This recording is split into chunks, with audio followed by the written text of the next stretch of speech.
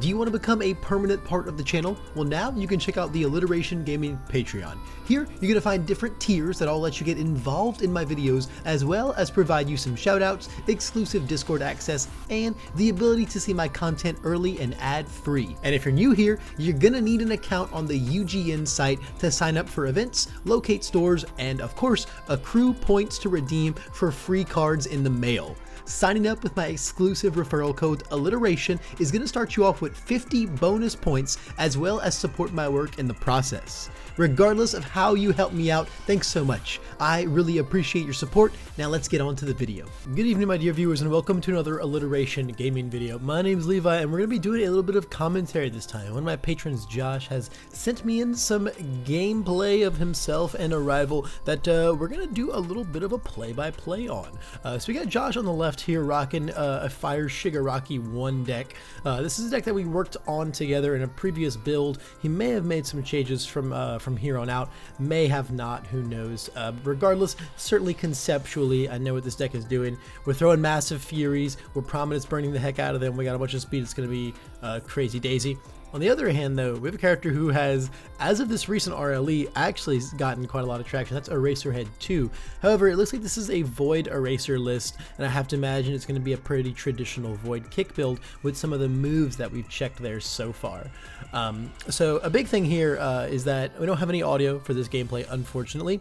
Going to be a little awkward. We might have to be doing some detective work here to figure out what abilities Eraser 2 is erasing on what attacks. But at least for the time being, we're just gonna have to make do with it. So this is a really interesting matchup, namely because Eraser 1 is already a character Shigaraki doesn't want to fight very much, right? Because he constantly gets to negate the threat of your burn. Eraser 2 also gets to do that in a very similar way, because Shigaraki 1 is a character who all of his character's actual value is very dependent on your attacks. You need very quality attacks. Oh, we got a little adjustment there. We need very quality attacks as Shigaraki 1 to force that damage through so that our response on our character has text. And when Eraser gets to kind of interact with our attacks very, very negatively, rip away the thing that's going to make them be able to force their way through, it can be really, really, really troublesome. So honestly, this is a really, really hard matchup to navigate. What I foresee Shigaraki having to do here is be a little more patient, maybe, and not kind of go in with his moves until he's prospering a lot of really, really, really good aggression, possibly even a string, right? We know this is like a Prominence Burn Fury Shigaraki deck. We might even see him have to wait until he has like 2 Prominence Burns to really go in, you know, or I think we're gonna have to see a lot of building as well. We're gonna need to see this guy build really, really wide out to make sure that we can achieve some super powerful late game strings, and also just not get decimated by kicks in the meantime. Eraser's getting a really, really nice opening here with their Super Extend. This is going to make a lot of stats happen. 2-2 to our next is going to work amazingly with our own Eraserhead Enhance for 2 speed. Once our second one comes in, 1 speed for each card in the card pool, right? So we're going to have 4 speed on the next one, meaning it's probably completely unblockable, more than likely. I mean, we do have a Heroic Lineage on board. Ooh, this is very interesting. Looks like we got an Irrefutable Force of Nature coming in to seal Manly Passionate Guy by the looks of it. That's, that card doesn't have any text in our turn. That is purely a when you block with a foundation card. So like actually no reason to seal that bad boy right there. And so we have the Heroic Lineage on board with the Ice Gliding. So honestly, we have like -5 speed to the next one if we really want to. As long as it's not like a high engine kick. It is a high engine kick though. As long as it's not like a high engine kick that's going to prosper a lot of its own speed pump there. So this is really interesting. I wonder if like was this the bait, right? Because we committed our Manly Passionate Guy. You know, generally when you have your foundation sealed, you're going to commit your sealed foundation because you're like, well, it doesn't do anything. But this one does things going into our next turn there. So it would have been a nice one to ready. However, it looks like we've left a tape ready as well, which is also another really, really, really good option to kind of leave up there. This is now a very, very, very fast high engine kick. It's going to come in with so much speed. It looks like we also didn't use Heroic Lineage. So the thing about Heroic Lineage is it's a response that says when the rival attack gains a damage bonus, you can commit it for -3 speed. As the high engine kick is coming in with that +2/+2, we do actually get a response window there. So we could have used our Lineage for -3 speed here. It looks like we're going to go for that block here and thankfully still get it off and not have to commit our character. That got a little bit scary there, not using our Lineage, because we really want to leave our character ready. with this block. We could have checked bad there and committed our last 2, but then we wouldn't be getting our awesome Shigaraki response off. That just says when you full block something, you get to pop one of their ready foundations. Well, they get to pick the ready foundation that you pop, right? So it's not as bad, but our boy Eraser here's only got 1 ready foundation, so it's gonna be in a really, really scary spot. And with no more readies, it's gonna be tough for him to build out throughout here. We're gonna have to, get some nice guaranteed ones here with this 1 and this 0, and hopefully banking this 5 for another 0 looks good. Oh my god, is even another 0? That would've been crazy. Void's not supposed to have all those zeros. This guy didn't read the season 1 set 1 handbook, man.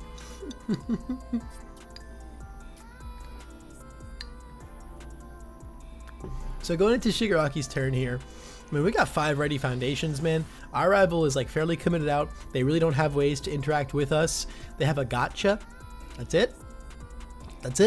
The main way they have to interact with us is the boy right there, right? Mr. Eraserhead himself, saying that your best move is going to lose its best ability once this turn, so you better have plans past that.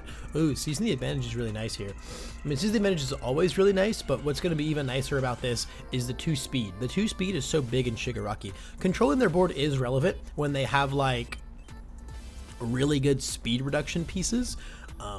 Those are really, really good flip targets because you're always just trying to force your moves through a Shigaraki 1. It's just a constant slugfest to try and get that damage through. So like being able to flip their best speed reduction with Season is really good, while also pumping speed in the process. It's like everything Shigaraki wants to do. It's why I don't see Fire Shigaraki playing Evil Gaze very much anymore. That, and because Chivalrous Competitor is a huge counter to that card as well.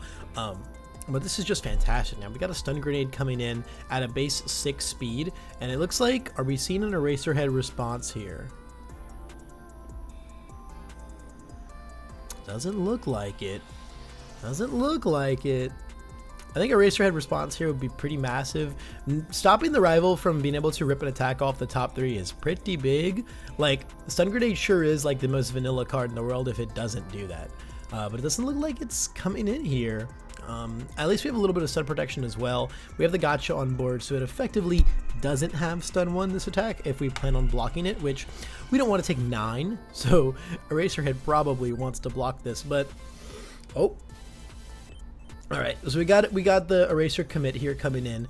Definitely have to imagine that it's ripping the check top 3 for a Fury off of the stun grenade, effectively making this a very, very vanilla little move from here on out.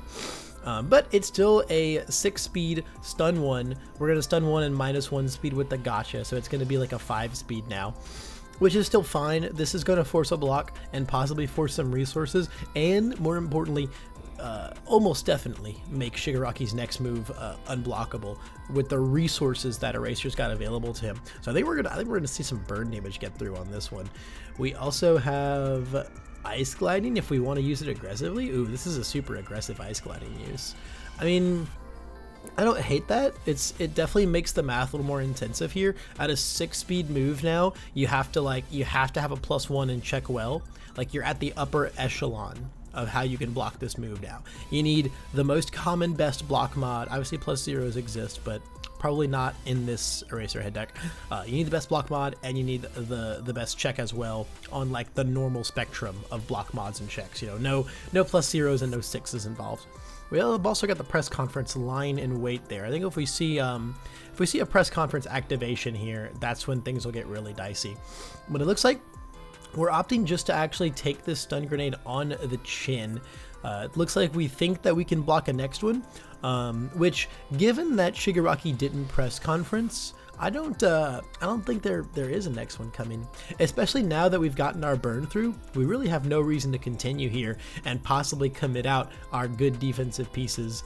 Just put some even more defensive pieces on the board and call it a day. You know, we dealt 8 damage, right? Or 9 damage, right? Because we're Shigaraki. Absolutely fantastic. That is pretty much like the peak Shigaraki 1 gameplay right there, right? You know, you want to keep them down on their foundations on their turn, get your 1 full block off, get your response off, send a poke, put some resources into it, make sure it gets through, deal that 5 burn damage on top, and build out from there. And looking at the things that we've got on the board now, huge. Self-assured here, it's an absolutely fantastic card. This is what's really going to allow us to keep that Shigaraki response online. The worst feeling in the world is half blocking your rival with your character ready as Shigaraki 1. You never want to do that. We want to be making sure that our character's got his full text boxes every single turn cycle. You know, we want to make sure that we're burning and that we're destroying every single turn cycle. We've already made sure that we got our first text box off. Let's make sure that we got our second one in. And self-assured, being able to manipulate the zone so we can constantly and consistently completely block an attack. So good. One of the reasons I still really love Shigaraki on the fire symbol. I think self-assured is, honestly, I think it's a severely underplayed card. I played really defensive chaos decks back in set 1. This was like my favorite card in the world. When I started playing fire in set 1 and realized how awful their block mods were, I just started playing 4 self-assured in my fire decks because like I just wanted to completely block things. So for Eraser's aggro coming back here, we got the binding kick here coming in. This is going to be pretty much just a little poke move, you know, pray that you don't have that nice premium high block. Let me draw a card, let me do my thing. Ooh, self-assured. He's cooking.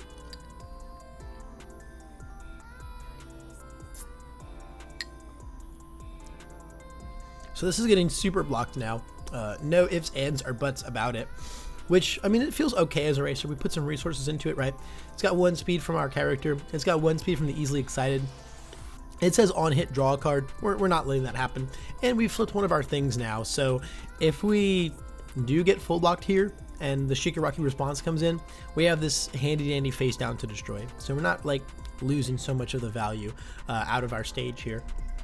And hopefully with the kind of, you know, relatively okay. So listen, we made it a mid. This is not going to be a block on an 8. Self-assured is our check, so it looks like we're gonna have to commit 4. I think you got to leave the heroic lineage up, because then maybe you get to block one more thing. Probably not, but maybe. I guess you could also leave the irrefutable up if you think that one of Eraserhead's foundations is going to kill you, but they're not really aggressive pieces. Those are all like defensive or like draw a card, but it has to be the first enhance, so we're going to do the first enhance. It's calling for backup anyway, so we're not really going to get a chance to seal it, and I don't think it's even particularly worth it. So I think you just leave the lineage up in case we get to actually achieve another block with a -3 speed. It's something really slow, but it gets damage, comes in, you know. We're against a kick deck, so honestly it's unlikely, but that's also just perfectly fine. Our rival's probably not killing us here with just the 4 foundations.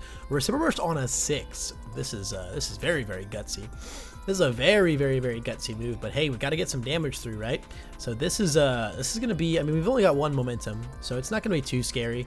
It's going to effectively start out as a 5 low for 5 because of our character.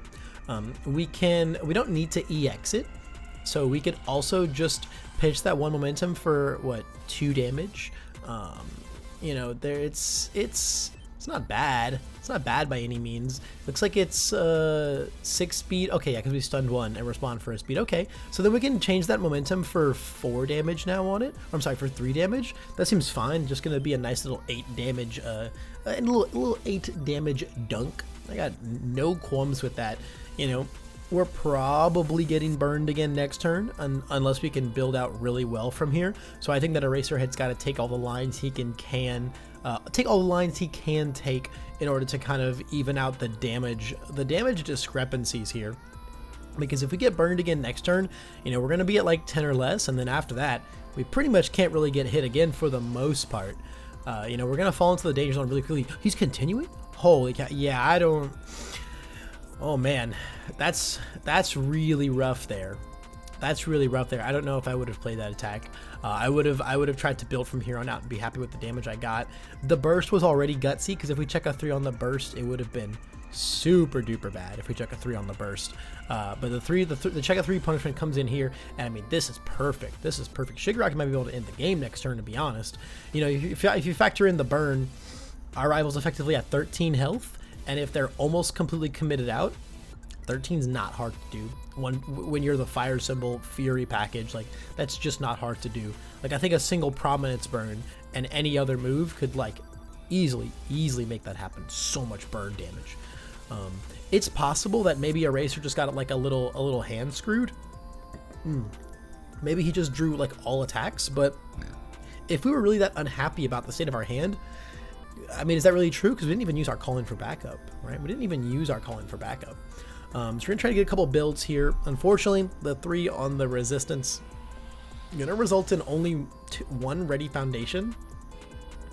I mean, we have Eraser Head, so I guess like you know, like what I said is a little wrong. You know, we do need like 2 Prominence Burns to actually get a Prominence Burn off. At the same time, though, Prominence Burn is, you know, still just a massive speed and damage move. Like, it is still just 7 damage, and that's like crazy. Thankfully, the cool thing about Eraserhead is that he just takes the ability off of the card. He doesn't cancel it, which is really relevant with Prominence Burn, because Prominence Burn removes the attack from the card pool as cost, and then you burn them for 3. So if you ever cancel that ability, you're still getting to clear your card pool. But Eraserhead is a totally different beast, because he just removes the ability from the card, just takes it right off of it. Such a unique design space. Eraserhead 2 is such a unique character.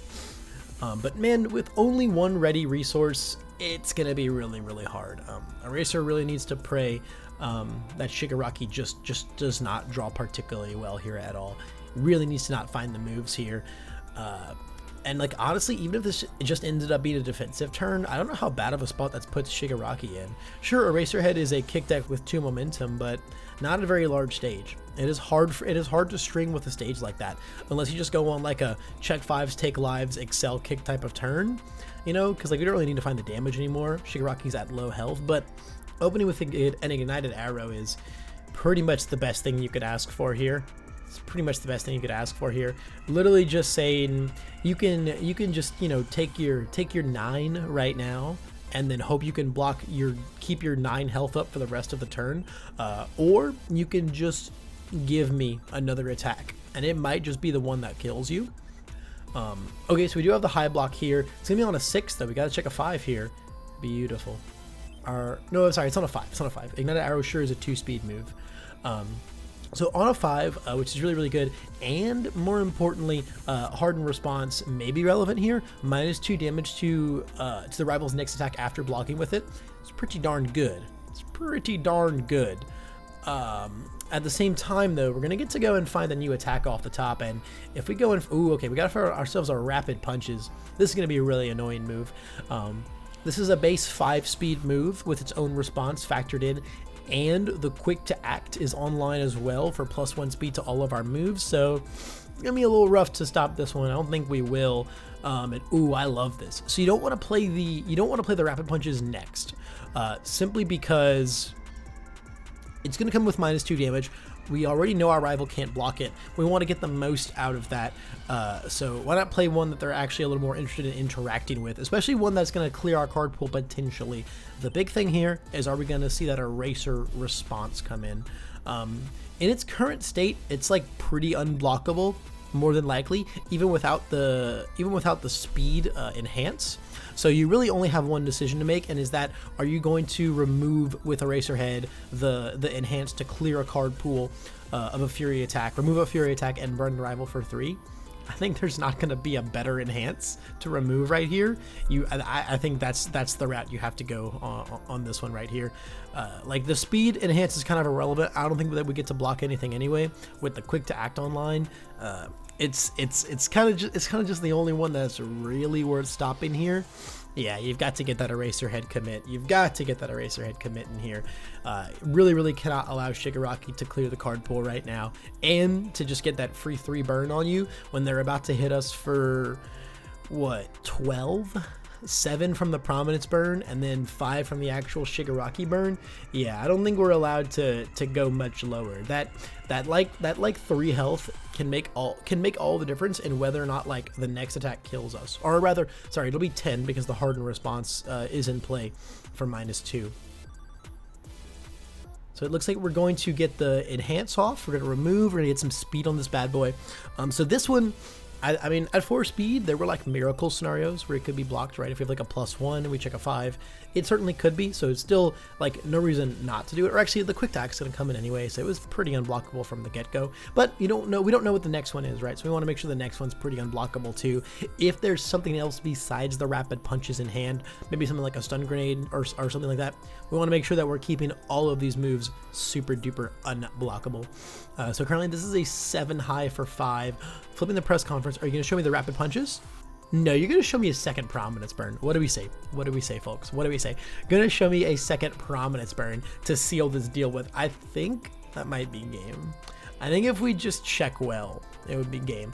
The next one's going to be on a, this prominence burn is going to be on, so this is going to hit for 10, right? 5 base damage, 5 burn, put us to 8. The next prominence burn comes in on a 7.